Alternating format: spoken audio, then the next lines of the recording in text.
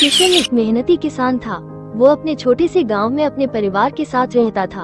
उसके पास एक छोटा सा खेत था जिसमें वो दिन रात मेहनत करता था ताकि अपनी पत्नी और बेटे के लिए अच्छे दिन ला सके।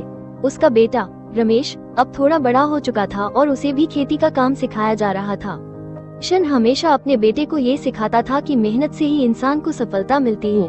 रमेश पढ़ाई में अच्छा था, लेकिन खेती के काम में उसे बहुत रुचि नहीं थी। वो हमेशा अपने पिता से कहता था, पापा, मैं खेती क्यों करूं?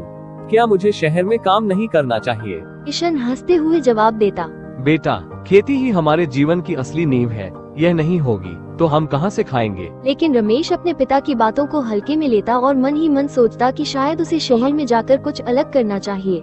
एक दिन गांव में बाढ़ आ गई। खेतों में पानी भर गया और सब कुछ बर्बाद हो गया। किशन के पास कुछ नहीं बचा। उसकी उम्मीदें टूटी हुई थी, लेकिन उसने हार नहीं मानी। वो बेटे को लेकर बर्बाद हुए खेतों में गया और कहा, रमेश, देखो, यह हमारा खेत था, लेकिन अब इसमें कुछ भी नहीं बचा। फिर भी हमें उम्मीद नहीं छोड़नी चाहिए। हम फिर से मेहनत करेंगे और एक दिन सब कुछ ठीक हो जाएगा। रमेश ने देखा कि उसके पिता कितनी कठिनाइयों के बावजूद निरंतर संघर्ष कर रहे थे।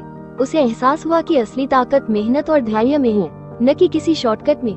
उसने तय किया कि वह भी अपने पिता के साथ खेतों में काम करेगा। कुछ महीनों बाद रमेश ने देखा कि खेतों में फिर से फसल उगने लगी थी।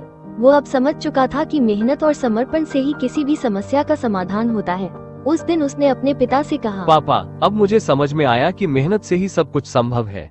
मैं भी अब हमेशा आपके साथ रहकर काम करूंगा। किशन हंसते हुए बोला, बेटा, यही सच्चाई है। मेहनत करने से ही जीवन की असली खुशियाँ मिलती हैं। इस घटना ने रमेश को न केवल खेती से प्यार कराया, बल्कि उसे जीवन में धैर्य और कठिनाई का सामना करने की भी शिक्षा दी।